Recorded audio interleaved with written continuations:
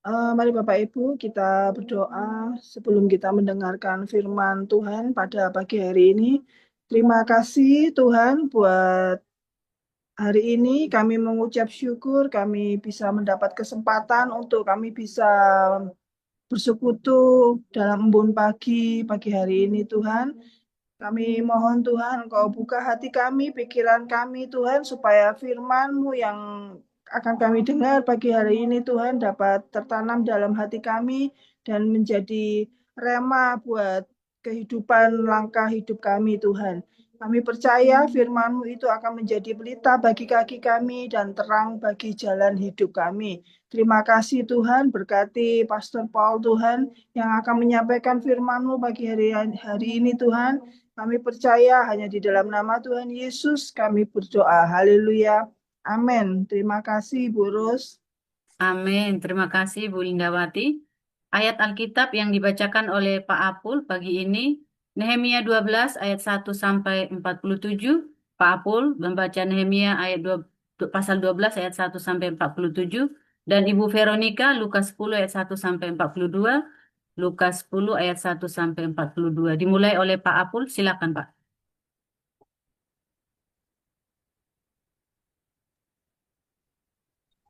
Nehemia 12. Demikian firman Tuhan. Inilah para imam dan orang-orang Lewi yang berangkat pulang bersama-sama Jerubabel bin Shealtiel dan Yesua, Seraya, Yeremia, Esra, Amaria, Maluk, Hatus, Sekanya, Rehum, Meremot, Ido, Ginetoi, Abia, Miamin, Maaja, Bilgal, Semaya, Yoyarib, Yedaya, Salu, Amok, Hilkia, dan Yedaya. Itulah kepala-kepala imam dan saudara-saudara mereka pada zaman Yesua. Dari orang-orang Lewi, Yesua, Binuia, Kadmiel, Serebia, Yehuda, dan Matanya. Matanya ini dan saudara-saudaranya memimpin nyanyian syukur. Sementara Bakukia dan Uni dan saudara-saudara mereka berdiri di hadapan mereka, itu menurut kelompok-kelompok tugas. Yesua memperanakkan Yoyakim, dan Yoyakim memperanakkan Eliasib, dan Eliasib memperanakkan Yoyada, dan Yoyada memperanakkan Yonatan, dan Yonatan memperanakkan Yadua. Pada zaman Yoyakim, yang menjadi imam adalah kepala-kepala kaum keluarga ini. Meraya dari kaum keluarga Seraya, Hanaya dari kaum keluarga Yeremia, Mesulam dari kaum keluarga Esra, Yohanan dari kaum keluarga Amaria, Yonatan dari kaum keluarga Meliku, Yusuf dari kaum keluarga Sebanya, Adna dari kaum keluarga Harim, Helkai dari kaum keluarga Merayot, Zakaria dari kaum keluarga Ido, Mesulam dari kaum keluarga Gineton, Zikri dari kaum keluarga Abia, dari kaum keluarga Minyamin, Biltai dari kaum keluarga Moaja, semua dari kaum keluarga Bilgia, Yonatan dari kaum keluarga Semaya, Matnai dari kaum keluarga Yoyarib, Uzi dari kaum keluarga Yedaya, Kalai dari kaum keluarga Salai, Heber dari kaum keluarga Amok, Hasabia dari kaum keluarga Hilkia, dan Netanel dari kaum keluarga Yedaya. Tentang orang-orang Lewi, para kepala kaum keluarga mereka tercatat pada zaman Eliasib, Yoyada, Yohanan, dan Yadua. Sedang para imam tercatat sampai pemerintahan Darius orang Persia itu. Kepala-kepala kaum keluarga anak-anak Lewi tercatat dalam kitab sejarah sampai zaman Yohanan bin Eliasib. Inilah para kepala orang-orang Lewi, Hasabia, Serebia, Yesua bin Kadmiel, dan saudara-saudara mereka yang berdiri di hadapan mereka untuk menyanyikan puji-pujian dan syukur sesuai dengan perintah Daud, abdi Allah itu, kelompok di samping kelompok. Matanya, Bakbukia, Obaza, Mesulam, Talmon, dan Akub adalah penunggu-penunggu pintu gerbang yang mengadakan penjagaan di gudang-gudang perlengkapan pada pintu-pintu gerbang. Mereka itu hidup pada zaman Yoyakim bin Yosua bin Yojadak dan pada zaman Bupati Nehemia dan Imam Esra ahli kitab itu. Pada pentahbisan tembok Yerusalem, orang-orang Lewi dipanggil dari segala tempat mereka dan dibawa ke Yerusalem untuk mengadakan pentahbisan yang meriah dan ucapan syukur dan kidung dan ceracap, gambus dan kecapi. Maka berkumpullah kaum penyanyi dari daerah sekitar Yerusalem, dari desa-desa orang Netofa, dari Bet Gilgal, dari Padang Giba dan Aswawet, karena para penyanyi itu telah mendirikan desa-desa sekitar Yerusalem. Para imam dan orang-orang Lewi mentahirkan dirinya, lalu mentahirkan seluruh umat itu dan kemudian pintu-pintu gerbang dan tembok. Lalu aku mempersilakan para pemimpin orang Yehuda naik ke atas tembok dan kubentuk dua paduan suara yang besar. Yang satu berarak ke kanan di atas tembok Yerusalem, pintu gerbang sampah. Di belakangnya berjalanlah Hosaya dengan sebagian dari para pemimpin orang Yehuda. Pula Azaria, Esra, Mesulam, Yehuda, Benyamin, Semaya, dan Yeremia. Dan dari kaum imam yang memegang nafiri, Zakaria bin Yonatan bin Semaya, bin Matanya, bin Mika, bin Jahur bin Asap. Dan saudara-saudaranya yakni Semaya, Azarel, Milalai, Gilalai, Ma'ai, Natanel, Yehuda, dan Hanani dengan bunyi-bunyian Daud, abdi Allah itu, sedang Esra ahli kitab itu berjalan di depan mereka. Lalu pada pintu gerbang mata air mereka langsung naik tangga-tangga kota Daud pada jalan pendakian tembok, lewat istana Daud dan berjalan sampai pintu gerbang air di sebelah timur. Dan paduan suara yang kedua berarah ke kiri, dan aku mengikutinya dengan sebagian dari orang-orang itu melalui tembok dan menara perapian sampai tembok lebar. Lalu kami melalui pintu gerbang Efraim, pintu gerbang lama, pintu gerbang ikan, menara Hanael, dan menara Mea sampai pintu gerbang domba. Mereka berhenti di pintu gerbang penjagaan. Kemudian, kedua paduan suara itu berdiri di rumah Allah. Demikian juga aku bersama-sama sebagian dari para penguasa dan para imam, yakni Eliakim, Maasea, Benyamin, Mika, Elionai, Zakaria, Hananya, dengan memegang nafiri, dan Maasea, Semaya, Eleazar, Uzi, Yohanan, Malkia, Elam, dan Ezer. Lalu para penyanyi memperdengarkan kidung di bawah pimpinan di seraya. Pada hari itu mereka mempersembahkan korban yang besar. Mereka bersukaria karena Allah memberi mereka kesukaan yang besar. Juga segala perempuan dan anak-anak bersukaria, sehingga kesukaan Yerusalem terdengar sampai jauh. Pada masa itu, beberapa orang diangkat untuk mengawasi bilik-bilik perbendaharaan, bilik-bilik untuk persembahan khusus, untuk hasil pertama, dan untuk persembahan persepuluhan, supaya sumbangan yang menurut hukum menjadi bagian para imam dan orang-orang Lewi dikumpulkan di bilik-bilik itu sesuai dengan ladang setiap kota. Sebab Yehuda bersuka cita karena para imam dan orang-orang Lewi yang bertugas. Karena mereka lah yang melakukan tugas pelayanan bagi Allah mereka dan tugas pentahiran. Demikian juga para penyanyi dan para penunggu pintu gerbang, sesuai dengan perintah Daud dan Salomo anaknya. Karena sudah sejak dahulu, pada zaman Daud dan Asap, ada pemimpin-pemimpin penyanyi, ada nyanyian pujian dan nyanyian syukur bagi Allah. Pada zaman Zerubabel dan Nehemia, semua orang Israel memberikan sumbangan bagi para penyanyi dan para penunggu pintu gerbang, sekedar yang perlu tiap-tiap hari, dan mempersembahkan persembahan kudus kepada orang-orang Lewi. Dan orang-orang Lewi mempersembahkan persembahan kudus kepada anak-anak Harun. Demikian firman Tuhan. Ya, silakan dilanjutkan Ibu Veronica. Lukas 10 ayat 1 sampai 42. Kemudian daripada itu, Tuhan menunjuk 70 murid yang lain, lalu mengutus mereka berdua-dua mendahuluinya ke setiap kota dan tempat yang hendak dikunjunginya. Katanya kepada mereka, "Tuaian memang banyak, tetapi pekerja sedikit. Karena itu mintalah kepada Tuan yang empunya tuaian, supaya ia mengirimkan pekerja-pekerja untuk tuaian itu. Pergilah, sesungguhnya aku mengutus kamu seperti anak domba ke tengah-tengah serigala. Janganlah membawa pundi-pundi atau bekal atau kasut, dan janganlah memberi salam kepada siapapun selama dalam perjalanan. Kalau kamu memasuki suatu rumah, katakanlah lebih dahulu, damai sejahtera bagi rumah ini. Dan jikalau di situ ada orang yang layak menerima damai sejahtera, maka salammu itu akan tinggal atasnya. Tetapi jika tidak, salammu itu kembali kepadamu. Tinggallah dalam rumah itu, makan dan minumlah apa yang diberikan orang kepadamu.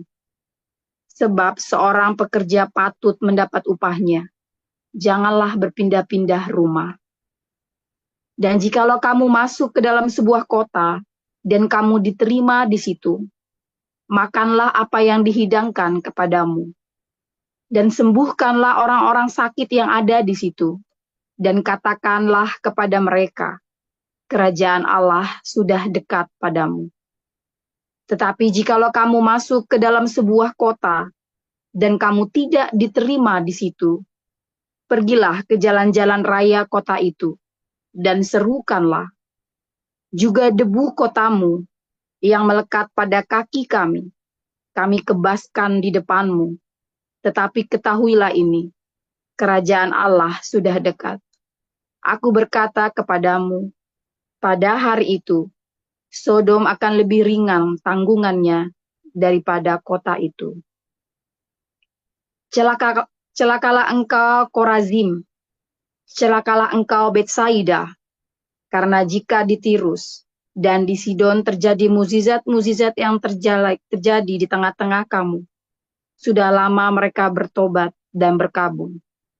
Akan tetapi pada waktu penghakiman, tanggungan Tirus dan Sidon akan lebih ringan daripada tanggunganmu.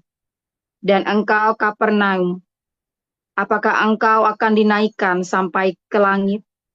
Tidak, engkau akan diturunkan sampai ke dunia orang mati. Barang siapa mendengarkan kamu, ia mendengarkan aku. Dan barang siapa menolak kamu, ia menolak aku. Dan barang siapa menolak aku, ia menolak Dia yang mengutus aku. Kemudian ke-70 murid itu kembali dengan gembira dan berkata, Tuhan, juga setan-setan takluk kepada kami demi nama-Mu. Lalu kata Yesus kepada mereka, Aku melihat iblis jatuh seperti kilat dari langit.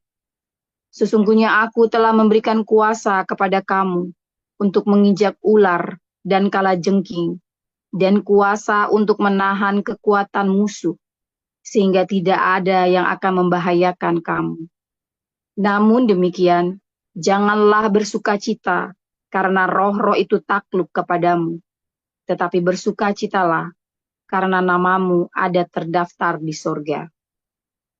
Pada waktu itu juga, bergembiralah Yesus dalam Roh Kudus dan berkata, Aku bersyukur kepadamu, Bapa, Tuhan langit dan bumi, karena semuanya itu Engkau sembunyikan bagi orang bijak dan orang pandai, tetapi Engkau nyatakan kepada orang kecil. Ya Bapa, itulah yang berkenan kepadamu. Semua telah diserahkan kepadaku oleh Bapakku, dan tidak ada seorang pun yang tahu siapakah anak selain Bapa, dan siapakah Bapa selain anak, dan orang yang kepadanya anak itu berkenan menyatakan hal itu. Sesudah itu berpalinglah Yesus kepada murid-muridnya tersendiri dan berkata, Berbahagialah mata yang melihat apa yang kamu lihat.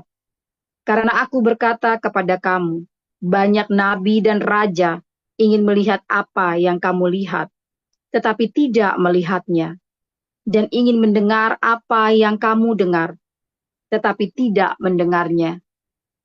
Pada suatu kali, berdirilah seorang ahli Taurat untuk mencobai Yesus.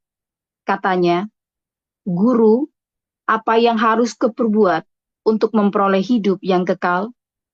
Jawab Yesus kepadanya, "Apa yang tertulis dalam hukum Taurat? Apa yang kau baca di sana?" Jawab orang itu, "Kasihilah Tuhan Allahmu dengan segenap hatimu, dan dengan segenap jiwamu, dan dengan segenap kekuatanmu, dan dengan segenap akal budimu, dan kasihilah sesamamu manusia seperti dirimu sendiri." Kata Yesus kepadanya, "Jawabmu itu benar, perbuatlah demikian, maka engkau akan hidup." Tetapi untuk membenarkan dirinya, orang itu berkata kepada Yesus, "Dan siapakah sesamaku manusia?" Jawab Yesus, "Adalah seorang yang turun dari Yerusalem ke Yeriko. Ia jatuh ke tangan penyamun-penyamun yang bukan saja merampoknya habis-habisan, tetapi yang juga memukulnya, dan yang sesudah itu pergi meninggalkannya setengah mati." Kebetulan ada seorang imam turun melalui jalan itu. Ia melihat orang itu, tetapi ia melewatinya dari seberang jalan. Demikian juga seorang Lewi datang ke tempat itu. Ketika ia melihat orang itu, ia melewatinya dari seberang jalan. Lalu datang seorang Samaria yang sedang dalam perjalanan ke tempat itu, dan ketika ia melihat orang itu, tergeraklah hatinya oleh belas kasihan. Ia pergi kepadanya, lalu membalut luka-lukanya. Sesudah ia menyiraminya dengan minyak dan anggur, kemudian ia menaikkan orang itu ke atas keledai tunggangannya sendiri, lalu membawanya ke tempat penginapan dan merawatnya.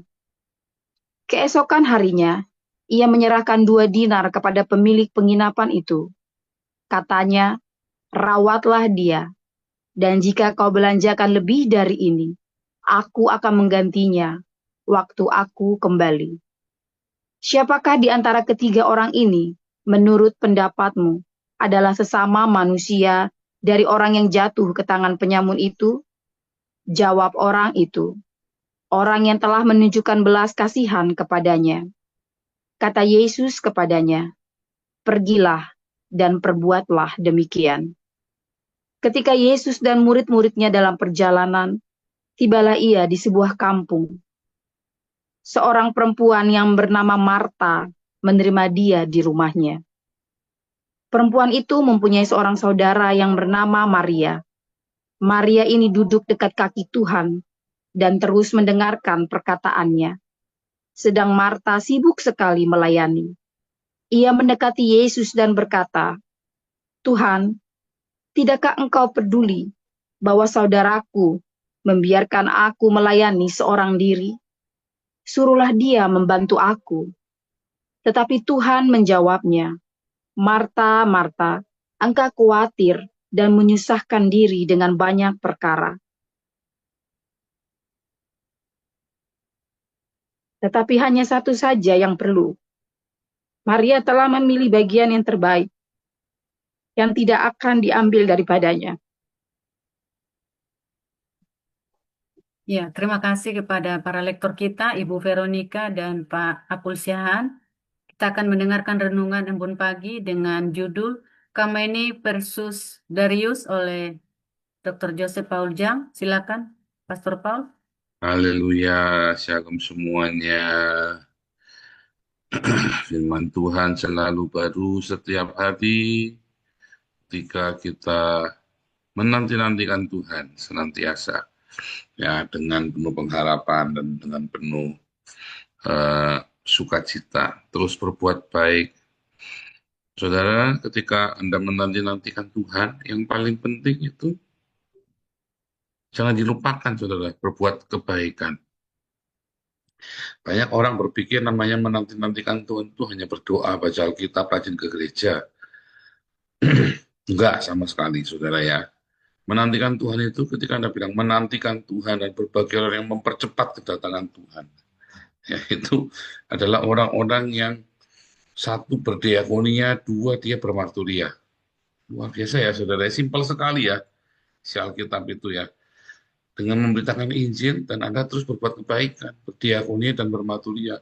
Nah itu seringkali bolak-balik disampaikan dari zaman dahulu kala, tetapi karena itu tadi ya, karena orang senang dengan ritual, jadinya gagal. Orang karena senang dengan ritual. Nah, saudara, apa bedanya Darius dengan Khamenei dan Khomeini atau Khamenei ya dengan orang-orang Islam Syiah ini, saudara. Darius adalah pemimpin ya media Persia, rajanya dari zaman Kores juga ya. Kalau Anda melihat sejarah negara Iran, bangsa Iran dengan bangsa Yahudi, mereka nggak pernah musuhan, loh, saudara. Ya, nggak pernah musuhan.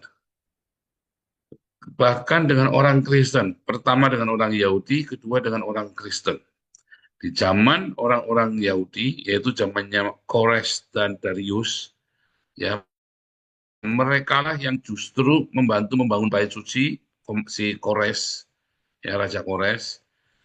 Darius itu mereka adalah orang-orang yang mensupport pelayanan di dalam bait suci.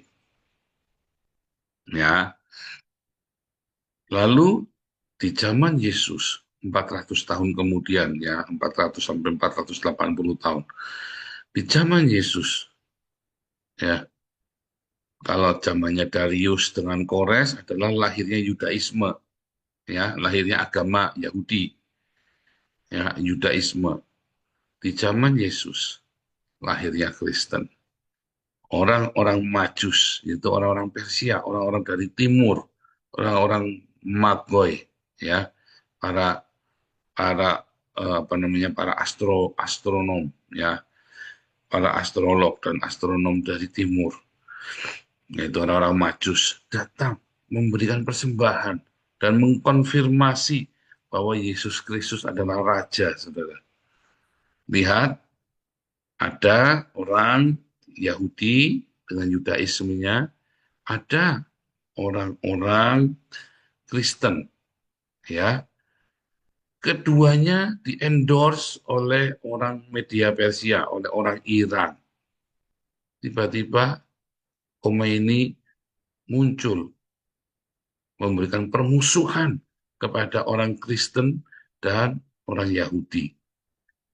Sampai dengan tahun 1979, Iran itu adalah negara sahabat Israel, saudara. Baru mulai Khomeini berkuasa, ya tahun 1980, lalu dilanjutkan dengan Khamenei, apprentice-nya. Maka mereka mulai menabur kebencian dan permusuhan kepada orang Kristen dan orang Yahudi. Salahnya di mana ya, saudara ya? Dari zaman purbakala sampai dengan tahun 1979, ya, negara Iran, bangsa Persia adalah sahabat orang Yahudi, sahabat orang Kristen. Sampai dengan tiba-tiba tahun 1980, maka negara ini menjadi musuh, menjadi pembenci Mesias yang diurapi. Siapa yang diurapi? Orang Yahudi dan orang Kristen. Mereka adalah bangsa antikristus. Padahal Kores disebut sebagai Kristus, loh saudara. Disebut sebagai Mesias. Ya, Raja Kores itu adalah raja satu-satunya orang kafir, orang pagan yang oleh Alkitab disebut sebagai Mesias. Artinya yang diurapi oleh Tuhan. Ya, yang diurapi. Wow, bagus ya, menarik ya. Tapi kemudian tiba-tiba di akhir zaman, Khomeini dan Khamenei menjadi anti dari Mesias atau anti Kristus. Kok bisa terjadi ya? Unik ya. Dari Mesias atau Kristus menjadi anti Kristus. Karena memang anti Kristus itu berasal dari kita, katanya Yohanes ya. Antikristus itu berasal dari kita, saudara. Tadinya bersama dengan kita, lalu nggak bersama-sama lagi dengan kita. Para antikristus ini adalah para mu'alaf. Ya, orang-orang yang meninggalkan. Orang-orang yang meninggalkan Tuhan Yesus. Mereka yang mulai menyangkal Yesus adalah Tuhan dan Juru Selamat mereka, lalu mereka ganti bahwa Muhammad adalah Juru Selamat mereka. Mereka menyangkal Yesus adalah yang dijanjikan, menggantikan dengan Muhammad yang dijanjikan. Sama seperti ketika Kores, Darius, sampai dengan orang Majus mengkonfirmasi, ya, orang Yahudi dan orang Kristen, tetapi tiba-tiba Khomeini dan Khamenei menyangkal. Kenapa? Karena mereka menjadi pengikut Muhammad. Ingat, saya selalu berkata, ya, bahwa mereka ini bukan orang Persia loh, saudara. Khomeini dan Khamenei ini adalah orang dari Afghanistan. Mereka bukan orang Persia. Mereka bukan orang asli etnik suku bangsa Persia. Mereka adalah orang-orang dari Afghanistan yang kemudian mereka mengambil alih. Ya, sama seperti sekarang orang-orang Islam yang ada di Eropa berusaha mengambil alih Eropa, berusaha mengambil alih Amerika, berusaha mengambil alih Inggris. Itu sama seperti itu, saudara. Ya, mereka berusaha mengambil alih. Ya, penyangkalan kepada Yesus yang adalah Tuhan dan Juru Selamat akan menghasilkan anti dari Kristus. Mengapa mereka anti dengan orang-orang yang diurapi, saudara? Karena mereka menginginkan surga itu ya yang pemuas hawa nafsu. Surga itu adalah memuaskan hawa nafsu mereka, bukan penyangkalan hawa nafsu. Iya, tapi kan surga itu adalah apa yang kamu sangkal di dunia ini akan kamu terima nanti. Termasuk kepengen kawin, bolak-balik, termasuk kepengen seks, termasuk pengen mabuk-mabukan. Nah itu, saudara.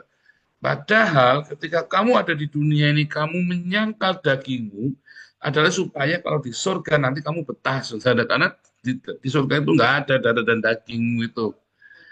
Nah, jadi aneh, ya. Aneh sekali. Coba saudara kalau Anda lihat runutannya, ya, runutan dari semua tadi yang saya kasih fakta-faktanya. Intinya apa, saudara?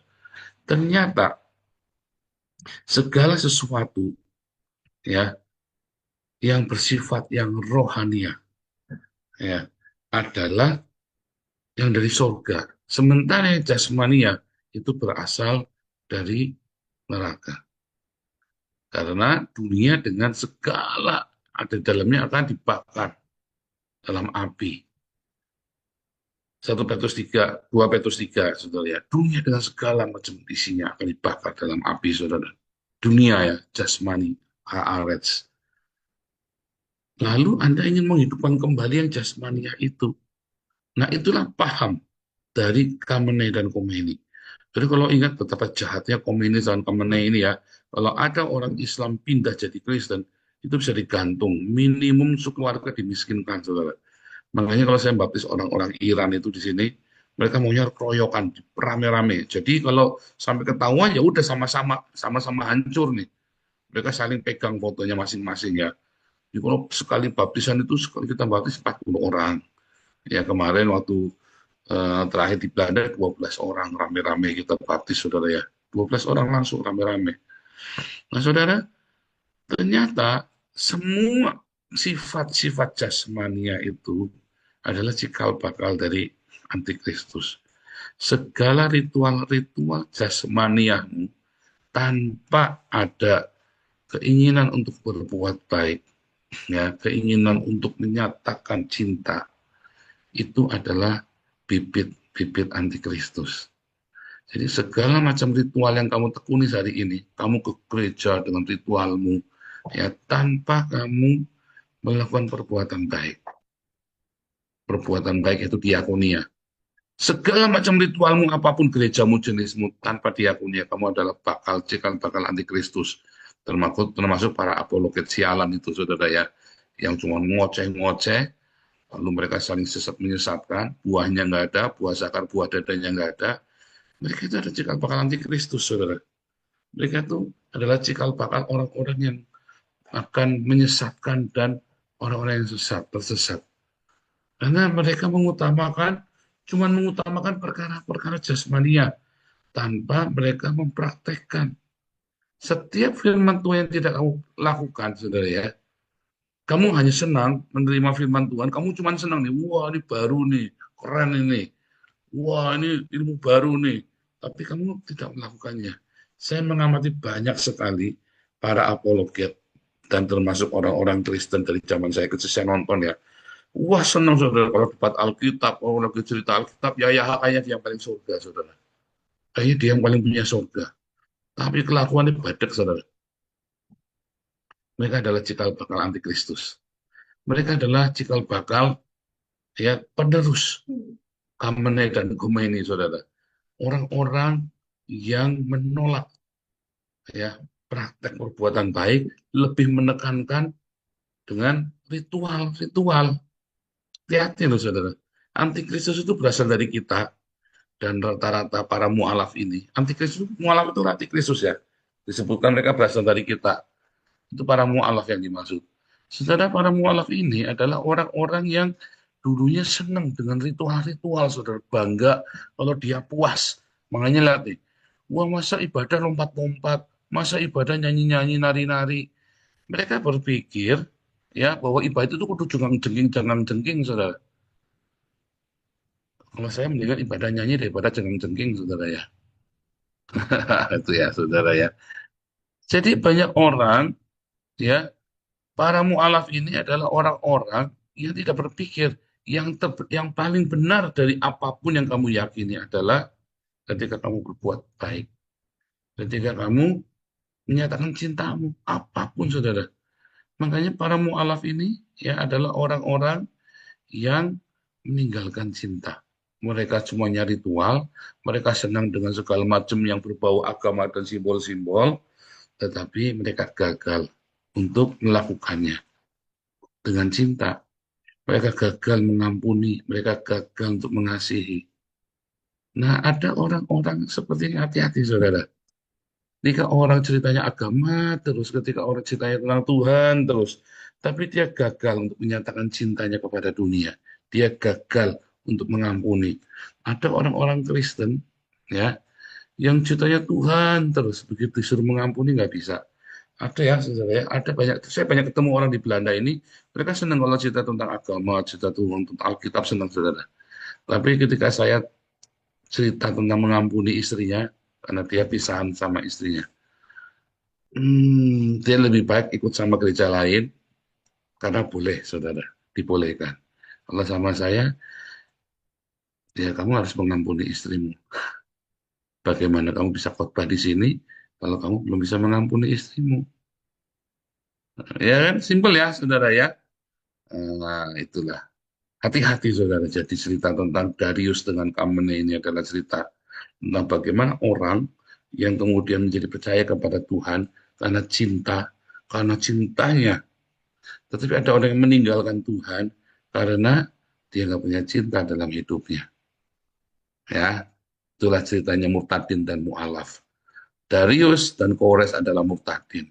Khamenei adalah Mu'alaf. Ya, Tuhan Yesus memberkati.